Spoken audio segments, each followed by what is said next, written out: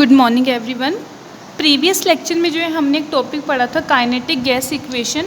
Kinetic gas equation की help से जो है फिर हमने जितने भी गैस लॉ बनाए थे उनको ड्राइव करना स्टार्ट किया था। जैसे फर्स्ट आपके पास बॉयल्स लॉ था, इसको हमने काइनेटिक गैस इक्वेशन की हेल्प से एक्सप्लेन किया था। सिमिलर वे में इसके बाद जो नेक्स्ट हमने पढ़ा था Charles law and Avogadro law, इन दोनों लॉज को भी जो है हमने काइनेटिक गैस इक्वेशन के थ्रू जो है डिड्यूस किया था। अब इसी तरीके से हम आगे बाकी इसी टॉपिक को कंटिन्यू करेंगे। नेक्स्ट जो आपके पास लो कहूँ मैं या फिर एक थी हमारे पास equation of state for ideal gas. Fourth one is ideal gas equation और equation of state for ideal gases, दोनों एक ही बात है।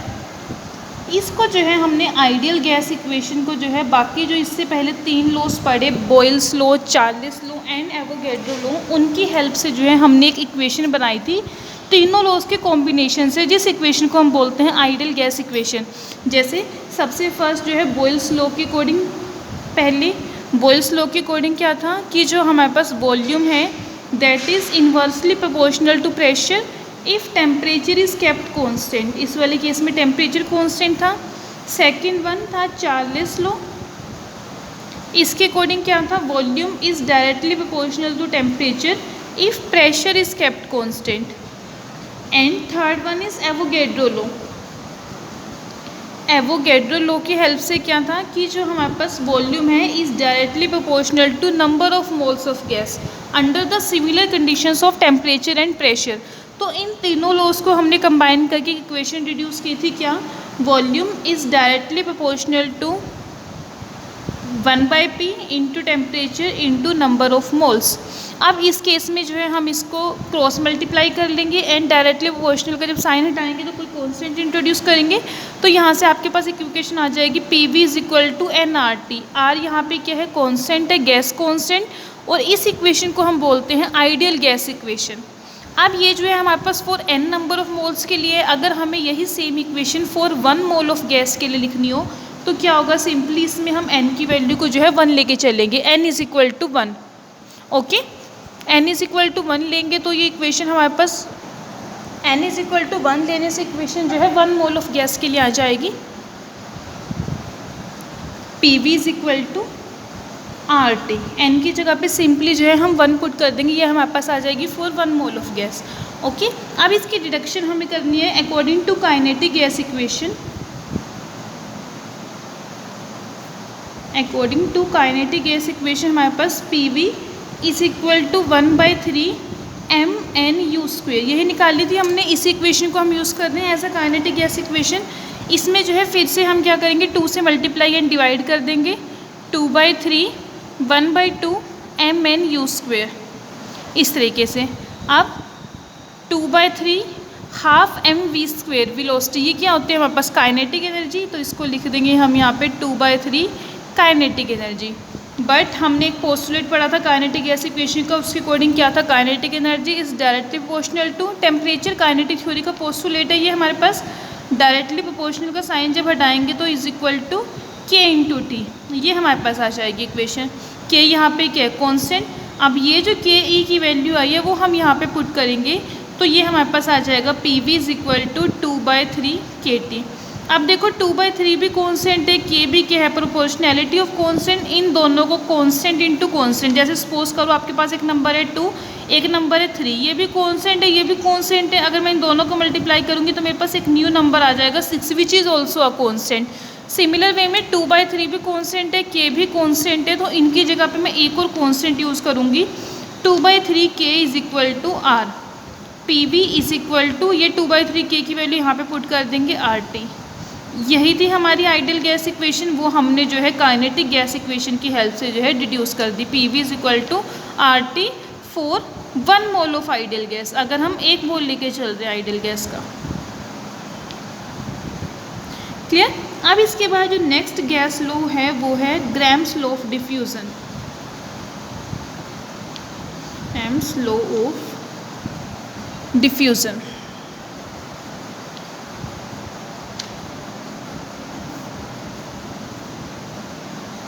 इसके अकॉर्डिंग हमने क्या इसकी डिफाइन पढ़ी थी, that under the similar conditions of temperature and pressure जो रेट होगा, rate of diffusion of different gases की जो डिफ्यूज़न रेट हम लेके चलते हैं, that is inversely proportional to the square root of their densities. Mathematical form इसकी क्या थी, R1 divided by R2 is equal to D2 divided by D1 under the similar condition of temperature and pressure rate of diffusion of different gases is inversely proportional to the square root of their density. ये हमारे पास Graham's law of diffusion की define है। Mathematically बात क्या करने हैं कि जो रेट है डिफ्यूज़न का, that is inversely proportional to the square root of density. R1 यहाँ पे गैस 1 के लिए है डिफ्यूज़न रेट उसका, R2 for the gas 2। Similar way में D1 है density of gas 1 and D2 है डेंसिटी ऑफ गैस 2। और इसको सिंप्लीफाई फॉर्म में हम कैसे लिखते हैं, inversely proportional to square root of density. तो ये इस तरीके से आ जाएगा 1/d। ओके, अब इससे की भी जो है हमें सेम ऐसे ही डिडक्शन करनी है काइनेटिक गैस इक्वेशन से।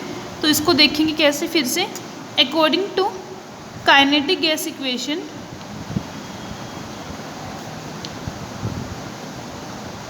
PV is equal to 1/3 mNu²।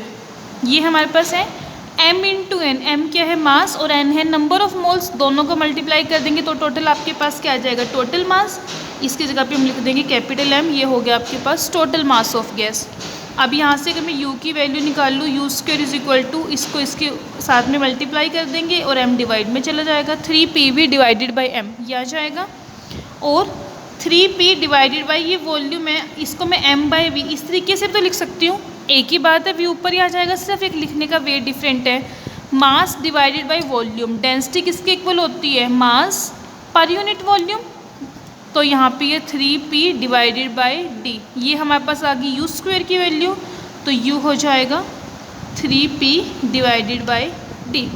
यहाँ पे मास पर यूनिट वॉल्यूम, इसको हम रिप्लेस कर देंगे डेंसिटी के साथ। ओके, अब अगर हम क्या बात करते हैं कि जितनी ज़्यादा वेलोसिटी जो है मॉलिक्यूल्स की ज़्यादा होगी, उतना ही डिफ्यूज़न रेट भी क्या है ज़्यादा होगा। मतलब कि rate of diffusion of gases is directly proportional to the velocity of molecule. जितनी ज़्यादा स्पीड से मॉलिक्यूल्स मूव करेंगे, उनकी वेलोसिटी होगी, उतनी ही ज़्यादा रेट जो है डिफ्यूज़न का ज़्यादा होगा। अब एक इक्वेशन हमारे पास ये आ गई, U is equal to 3P divided by d square root. Second equation हमारे पास ये आ गई, R is directly proportional to U। दोनों को अगर हम कंबाइन करेंगे तो हमारे पास क्या आ जाएगा, R is directly proportional to, ये U की वैल्यू जो पीछे निकाली थी वो यहाँ पे पुट कर देंगे, 3P डिवाइडेड बाई d। ये कैसे आया, on combining both the equations, on combining equation 1 and 2, दोनों को कंबाइन करने से ये हमारे पास रिजल्ट आ गया। अब अगर प्रेशर भी कांस्टेंट हो, if pressure is kept constant then R is inversely proportional to square root of density. यही हमारे पास ग्राम्स लॉ है। 10 Graham's law follows from the kinetic gas equation. यही पढ़ा था हमने ग्राम्स लॉ कि rate of diffusion is inversely proportional to the square root of their density, और यही जो है हमने काइनेटिक गैस इक्वेशन की हेल्प से जो है डिड्यूस कर दिया। क्लियर। अब इसके बाद नेक्स्ट लास्ट गैस लॉ आता है Dalton's law of partial pressure.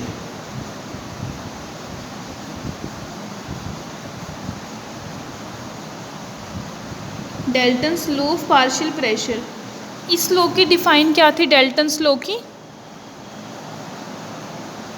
Dalton's law हमारे पास क्या कहते हैं कि अगर हमारे पास गैसेस है, सपोज करो हम 2 गैसेस लेके चल रहे हैं और वो जो है आपस में एक दूसरे के साथ रिएक्ट नहीं करती, अगर हम उन्हें किसी क्लोज वेसल के अंदर रखते हैं, अगर गैसेस आपस में रिएक्ट नहीं करती तो जो टोटल प्रेशर होगा जो उनका मिक्सचर गैसेस का एक्सर्ट करेगा वो किसके इक्वल होगा, sum of their partial pressure. Partial pressure का मतलब पहले एक गैस रखी हुई है वेसल के अंदर, वो कितना प्रेशर एक्सर्ट कर रही है उसके वॉल्स पे, वो हो गया pressure of partial pressure of first gas. फिर फर्स्ट को बाहर निकाल के सेकंड हम सेम वेसल के अंदर रखेंगे, वो कितना प्रेशर एक्सर्ट करेगी, वो हो जाएगा partial pressure of second gas. Means कि अगर हमारे पास जो गैसेज हैं mixture of gases, if they do not react chemically with one another, आपस में रिएक्ट नहीं करती, तो जो टोटल प्रेशर है that is equal to the partial pressure all gases P1 plus P2 plus P3 and so on. ये है हमारे पास डाल्टन्स लॉ। P क्या हो गया यहाँ पे total pressure of the mixture, P1 partial pressure of first gas, partial pressure of second gas, partial pressure of third gas. अब हम जो है इसको डिड्यूस करेंगे with the help of kinetic gas equation. फिर से according to kinetic gas equation PV is equal to 1/3 mn/u²। ये हमारे पास है काइनेटिक गैस इक्वेशन। V को इसके डिवाइड में अगर मैं ले आऊँ, मुझे क्योंकि टोटल प्रेशर P की वैल्यू चाहिए, mn/u² डिवाइडेड बाय V, ये हमारे पास आ गया। अब अगर मैं बात करूँ सिर्फ जो आपके पास हम दो गैसेस लेके चल रहे हैं, सपोज जिनका प्रेशर पहले वाली का P1 दूसरे वाली का P2।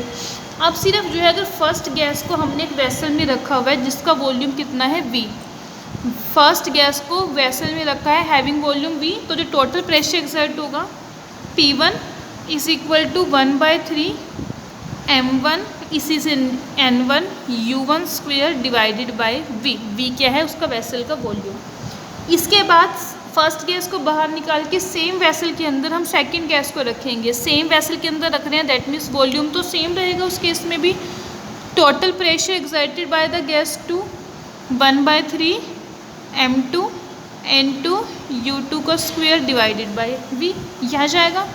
फिर से अगर दोनों गैसेस को हम इकट्ठा एक साथ रखते हैं, क्योंकि गैसेस आपस में रिएक्ट नहीं कर रही हैं तो उनके मॉलिक्यूल जो है इंडिपेंडेंटली बिहेव करेंगे। तो टोटल प्रेशर क्या होगा m1 n1 u1² divided by V plus m2 n2 u2² divided by V, ये हो जाएगा टोटल प्रेशर एक्सर्टेड। ये किसकी वैल्यू है देखो P1 की, और दूसरी वैल्यू ये वाली किसकी है P2 की। तो ये हमारे पास आ गया total pressure P is equal to P1 plus P2, और यही हमारा डाल्टन्स लॉ था। अब अगर हम मोर देन 2 गैसेस लेके चलेंगे तो P is equal to P1 plus P2 plus P3 plus and so on, इस तरीके से हो जाएगा। अभी तो हमने 2 गैसेस लिए तो total pressure P1 plus P2 आ गया, 3 होंगी तो P1 plus P2 plus P3, और ऐसे ऐसे चलता रहेगा ये। ओके, तो इस तरीके से जो है हम सभी गैस लॉ जो हैं उनको जो है काइनेटिक गैस इक्वेशन की हेल्प से जो है डिड्यूस कर सकते हैं। अभी काइनेटिक थ्योरी ऑफ गैसेस से जो है और भी कुछ यूज़फुल डिडक्शंस करेंगे, जैसे कि फर्स्ट वन इज़, ये टॉपिक यहाँ पे कंप्लीट हो गया गैस लॉज वाला। अभी हम काइनेटिक थ्योरी ऑफ गैस का ही यूज़ करके मॉलिक्यूलर वेलोसिटी को जो है कैलकुलेट करेंगे। Calculation of molecular velocities।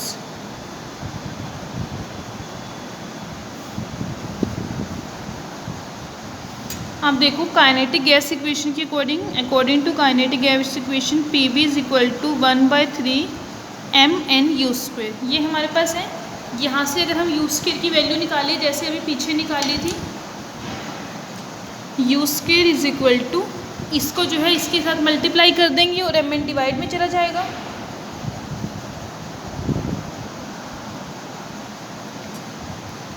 Three PV divided by m into n। फिर से m इंटू n को क्या लिख देंगे total mass of gas, that is equal to क्या कैपिटल M। अब अगर हम बात करें कि अगर हम m जो है u² की वैल्यू निकाल ली हमने, u की वैल्यू निकालनी होगा यहाँ से, तो ये हो जाएगा √3 PV डिवाइडेड बाई m। ये हमारे पास आ जाएगी u की वैल्यू। जस्ट क्या किया, स्क्वायर वाली वैल्यू थी उसका स्क्वायर रूट कर दिया, तो हमारे पास जो है ये u की वैल्यू आ गई। ओके, अब अगर हम आइडियल गैस इक्वेशन की बात करें, ideal gas equation for one molecule of the gas क्या होती है, PV is equal to RT, वैसे होती है nRT। For one mole of gas अगर लेके चल रहे हैं तो PV is equal to RT। वो वैल्यू यहाँ पे मैं पुट कर दूँ PV की, √3 RT divided by m।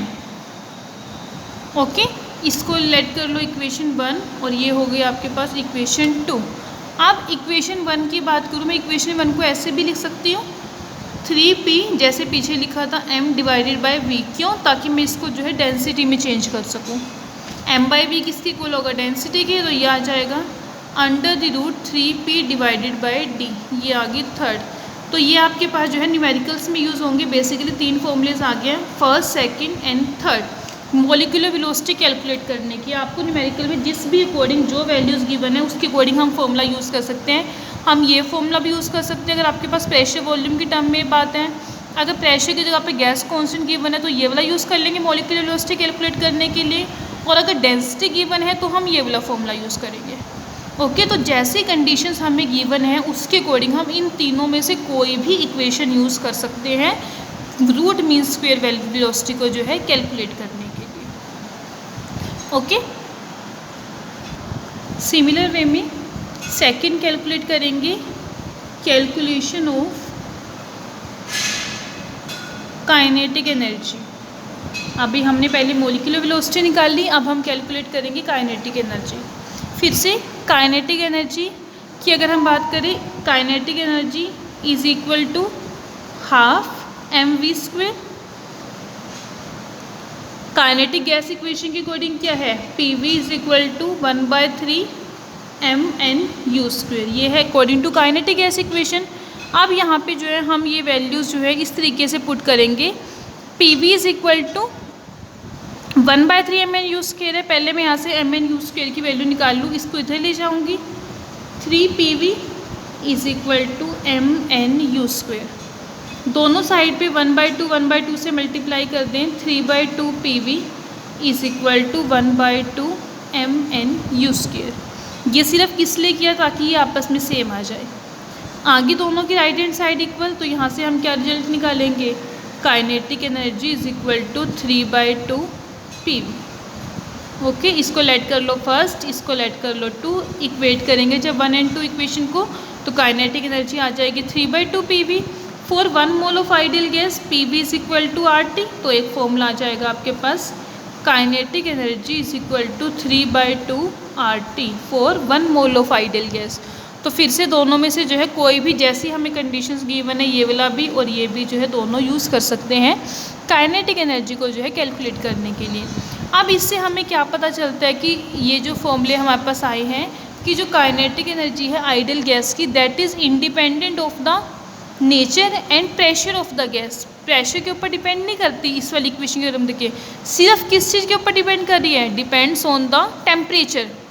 Even temperature के साथ जो है डायरेक्ट रिलेशन है कि डायरेक्टली प्रोपोर्शनल है। अगर हम बात करें कि एब्सोल्यूट जीरो टेम्परेचर की, इसी से नेक्स्ट कंसेप्ट निकलेगा एब्सोल्यूट जीरो। एब्सोल्यूट जीरो का मतलब kinetic energy is equal to half mnu²। यहाँ से kinetic energy is directly proportional to u²। Further ये वाला फॉर्मूला जो हमने रिड्यूस किया, kinetic energy is equal to 3/2 RT, ये आया हमारे पास। अब इसका मतलब क्या हुआ, kinetic energy is directly proportional to temperature. फिर से देखो, kinetic energy is directly proportional to u², kinetic energy is directly proportional to temperature. दोनों को कंबाइन कर दो। On combining equation 3 and 4, u² is directly proportional to temperature and u is directly proportional to square root of temperature। इसका मतलब कि जो molecular velocity है gas की, that is directly proportional to the square root of its absolute temperature. इसका मतलब क्या हुआ कि अगर हमारे पास टेम्परेचर 0 हो जाएगा तो वेलोसिटी भी क्या होगी, 0 हो जाएगी। और उस टेम्परेचर को हम बोलते हैं absolute zero temperature. Absolute zero कैसा टेम्परेचर है, एट विच मोलिकुलर मोशन जो है उसका वो सीज हो जाएगा। सीज का मतलब स्टॉप हो जाएगा। Clear. Kinetic energy is directly proportional to temperature and kinetic energy directly proportional to u²। तो यहाँ से डिड्यूस करेंगे रिजल्ट कि u is directly proportional to square root of temperature. अगर हमारे पास टेम्परेचर डिक्रीज़ करेगा तो वेलोसिटी भी डिक्रीज़ करेगी, एंड जब टेम्परेचर 0 होगा, एब्सोल्यूट 0 होगा, उस केस में जो मोलिकुलर मोशन है उसका वो क्या होगा, सीज हो जाएगा। क्लियर। अब इसके बाद जो है नेक्स्ट टॉपिक स्टार्ट करेंगे हम।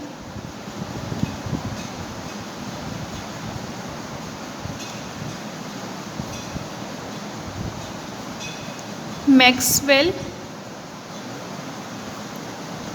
Distribution of velocities. Maxwell distribution of velocities. अब देखो इसमें जो है अगर हम बात करते हैं according to kinetic theory of gases, अभी हमने इससे पहले काइनेटिक थ्योरी पढ़ी काइनेटिक थ्योरी की अकॉर्डिंग जब हमने उसके पोस्टुलेट स्टडी किए थे तो उसमें हम क्या कहते हैं कि जो गैस मॉलिक्यूल्स हैं they are moving continuously in different directions with different velocity, कि जो गैस मॉलिक्यूल्स हैं वो जो है कॉन्टिन्यूस मोशन वाली स्टेट में होंगे और डिफरेंट स्पीड के साथ जो है डिफरेंट डायरेक्शंस में जो है मूव करेंगे। और जब वो मूव कर रहे हैं तो उस केस में क्या होगा, आपस में एक दूसरे के साथ कोलाइड भी करेंगे। लेकिन वो जो कोलिजन होता है, कोलिजन का मतलब यहाँ पे टकराना, कि जब एक मॉलिक्यूल दूसरी आपस में घूम रहे हैं तो वहाँ पे कोलाइड भी करेंगे। अब ये जो कोलिजन है इसको हम सपोज करके चलते हैं कि that this collision is perfectly elastic. Perfectly elastic का मतलब क्या होगा कि कोई भी जो है काइनेटिक एनर्जी का यहाँ पे ना तो कोई लॉस होगा ना ही कोई गेन होगा। सिंपली हम ये कह सकते हैं कि जो मॉलिक्यूल्स हैं जैसे स्पीड में होंगी, कोलिजन हुआ, उनकी स्पीड क्या स्लो होगी, तो वो क्या होगा, वो एनर्जी जो थी वो एक मॉलिक्यूल से दूसरे मॉलिक्यूल में के जो है ट्रांसफ़र हो जाएगी। एनर्जी का कोई भी लॉस यहाँ पे नहीं होगा। तो अब हम यहाँ पे बात करते हैं कि अगर हमारे पास जो है टेम्परेचर जो है कॉन्स्टेंट है, अगर टेम्परेचर कॉन्स्टेंट है तो उस केस में भी कहते हैं हम कि there is a molecular charge. Basically molecular charge का क्या मतलब है कि ये एक असम्पशन है कि जो हमारे पास कोलाइडिंग पार्टिकल्स हैं उनकी जो वेलोसिटी है वो अनकोरिलेटेड है, कि हम उसको कोरिलेट नहीं कर सकते and it is independent of position. But अगर हम बात करें मैक्सवेल की अकॉर्डिंग, मैक्सवेल ने क्या पॉइंट आउट किया था कि मॉलिक्यूलर मोशन का जो है उसमें कुछ ना कुछ रेगुलरिटी है। उसने सजेस्ट किया कि एक पर्टिकुलर टेम्परेचर पे क्या होगा, the fraction of the molecule possessing particular velocity remains constant. हमने यहाँ पे काइनेटिक थ्योरी ऑफ गैसेस जो है उसी को आगे इलेबोरेट किया है। किसने, मैक्सवेल ने। काइनेटिक थ्योरी ऑफ गैसेस के अकॉर्डिंग क्या था कि मॉलिक्यूल्स आपस में जब मूव करेंगे, मोशन में होंगे, कोलाइड करेंगे। कोलाइड करने पे क्या है कि परफेक्टली इलास्टिक कोलिजन होगा, कोई भी एनर्जी का लॉस नहीं होगा। बट उसने ये भी कहा था कि जो मॉलिक्यूलर मोशन है वो अनकोरिलेटेड है। लेकिन मैक्सवेल ने फिर आगे क्या कहा कि उसके अंदर जो है एक रेगुलरिटी होगी, और उसने क्या सजेस्ट किया, किसी पर्टिकुलर टेम्परेचर पे, कि जो हम एक फ़िक्स टेम्परेचर लेके चल रहे हैं उस केस में कि कोई कुछ मॉलिक्यूल्स का फ्रैक्शन जिनकी पर्टिकुलर वेलोसिटी है वो क्या होगा, कॉन्स्टेंट होगा।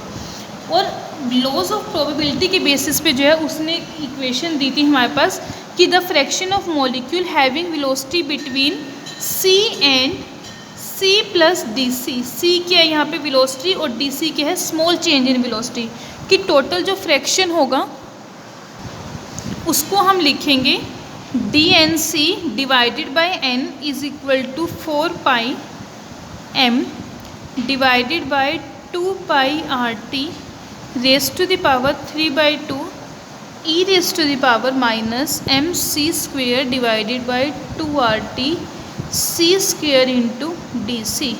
Late it be equation number 1। इसकी डेरिवेशन की इक्वेशन कैसे ही हमें वो नहीं देखनी यहाँ पे, हमें बस ये जो है इक्वेशन पता होनी चाहिए। बेसिकली है क्या इस इक्वेशन में कि उसने जो है यहाँ पे फ्रैक्शन ऑफ मॉलिक्यूल्स कैलकुलेट किए हैं कि जिनकी वेलोसिटी जो है c and c plus d c के बीच में जो है लाई करती है। वो molecules d n c divided by d n is equal to 4 pi m divided by 2 pi r t raised to the power 3/2 e raised to the power minus m c square divided by 2RT c square into d c. D n c यहाँ पे क्या है, number of molecules having velocity between c and c plus d c, कि इतने number of molecules है जिनकी velocity जो है इसके बीच में जो है लाई करेगी। टोटल नंबर ऑफ मॉलिक्यूल्स कितने हैं, n। प्रोबेबिलिटी हम यहाँ पे कैलकुलेट कर रहे हैं, टोटल मॉलिक्यूल्स हैं n, और उसमें से डीएनसी नंबर ऑफ मॉलिक्यूल्स ऐसे हैं जिनकी वेलोसिटी जो है इसके बीच में लाई करती है। m है यहाँ पे मॉलिक्यूलर मास, t हो गया यहाँ पे absolute temperature of the gas. अब ये जो इक्वेशन है इसको हम एक सेकेंड वे में ऐसे भी लिख सकते हैं, डी को इसके डिवाइड में ले आएँ 1/n DNC divided by DC is equal to 4 pi m 2 pi RT raised to the power 3/2 e raised to the power minus MC square 2RT into c square. Let it be equation number 2। Simply हमने क्या किया, यहाँ से DC को उठा के इसके नीचे ले आए बस।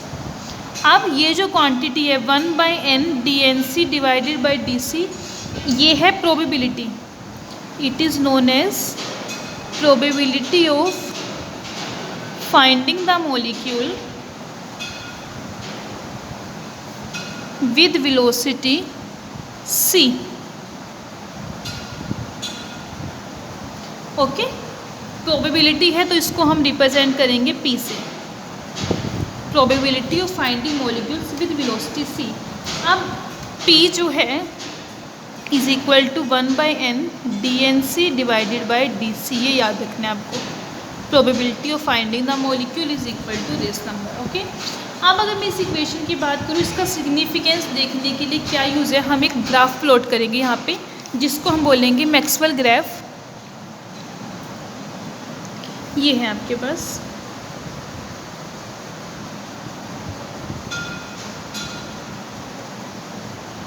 ये highest peak value, left hand side में हम लेके चल रहे हैं probability that is equal to 1/n dnc divided by dc, and इस साइड पे आपके पास है c वेलोसिटी।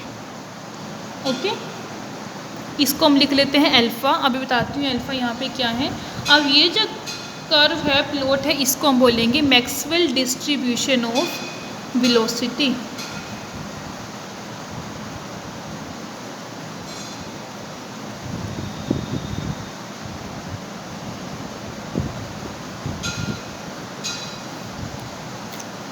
ओके, अब इससे मैक्सवेल प्लॉट से जो है हम ये प्लॉट करेंगे, ऑब्जर्व करेंगे यहाँ पे that the fraction of molecules having zero velocity.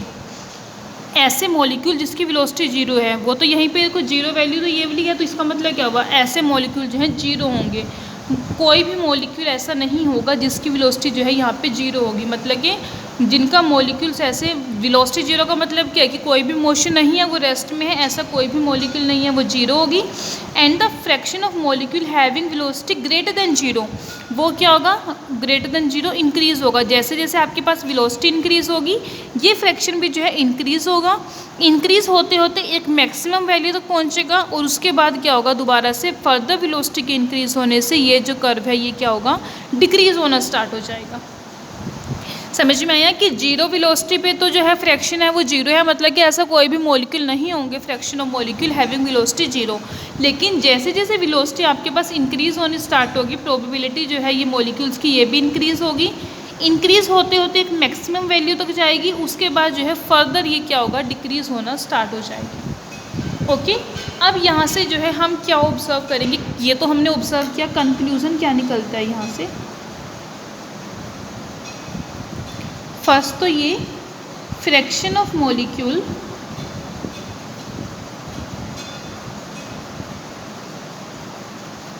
Having very low और वेरी हाई, या तो बहुत ही कम या फिर बहुत high velocity, are very small. ये देखो लो वेलोसिटी कहाँ पे है, यहाँ पे भी मॉलिक्यूल्स कम है, और हाई वेलोसिटी कहाँ पे है, यहाँ पे मॉलिक्यूल कम है। मतलब कि ना तो बहुत ज़्यादा हाई वेलोसिटी और ना ही बहुत ज़्यादा कम वेलोसिटी, अगर इनकी हम बात करें तो इस पर क्या होगा, जो फ्रैक्शन है मॉलिक्यूल्स की वो क्या होगी, बहुत कम होगी। और इवन एक वेलोसिटी होगी जिस पे क्या होगा, ये फ्रैक्शन जो है मैक्सिमम होगा, जिस वेलोसिटी को हमने रिप्रेजेंट किया यहाँ पे अल्फ़ा से। ओके, अल्फ़ा पे क्या है, अल्फ़ा वो वेलोसिटी है जिस केस में क्या है, प्रोबेबिलिटी जो p है मॉलिक्यूल्स की वो क्या होगी, मैक्सिमम होगी। और इस वेलोसिटी को हम बोलेंगे most probable velocity. This velocity is known as most probable velocity. Most probable velocity इसकी डिफाइन अब कैसे करेंगे, velocity possessed by maximum fraction of molecule at a particular temperature। इसको जो हम अल्फ़ा से भी रिप्रेजेंट करते हैं और cm से भी, cm से ज़्यादा मतलब कि क्लियर होता है। वेलोसिटी है तो c और मोस्ट प्रोबेबल वेलोसिटी तो cm। ओके, तो ये हमारे पास मोस्ट प्रोबेबल वेलोसिटी हो जाएगी जो मैक्सिमम फ्रैक्शन ऑफ मॉलिक्यूल जो है इसको ऑक्यूपाई करेंगे। ओके, जिसमें जो है हमारे पास जो प्रोबेबिलिटी है of finding the maximum number of fraction of molecule वो क्या होगी, यहाँ पे मैक्सिमम होगी। ओके। अब जो है अगर हम आगे बात करें effect of temperature, effect of temperature on maximal distribution of velocity, काफ़ी इम्पोर्टेंट टॉपिक है ये।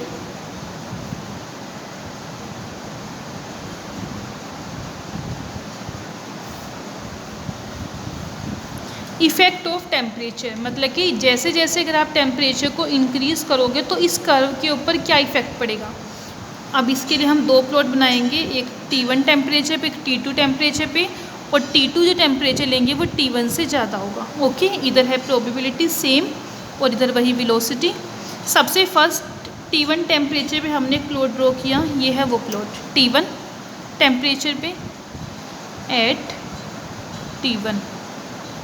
ओके, सिमिलर वे में एक सेकंड प्लॉट ड्रॉ करेंगे ऐसे, ये है एट T2, T1 T2। ये है प्रोबेबिलिटी T1 टेम्परेचर पे F1 फ्रैक्शन ऑफ मॉलिक्यूल्स, और ये है T2 टेम्परेचर पे fraction of molecules F2। Okay, अब देखो इससे हमें क्या ऑब्जर्व हो रहा है। सबसे पहले पीक जो है, ये पीक थी इसकी T1 टेम्परेचर पे, हमने टेम्परेचर बढ़ाया तो ये जो पीक थी ये क्या हुआ, आगे की साइड शिफ्ट होगी। आगे वाली साइड को हम क्या बोलते हैं, फॉरवर्ड डायरेक्शन, पीछे वाली को बोलते हैं बैकवर्ड डायरेक्शन। तो जैसे ही आप टेम्परेचर इंक्रीज़ करोगे ये जो पीक है ये क्या होगा, फॉरवर्ड डायरेक्शन में जो है शिफ्ट हो जाएगी। ओके, तो ऑब्जर्वेशन क्या है यहाँ पे,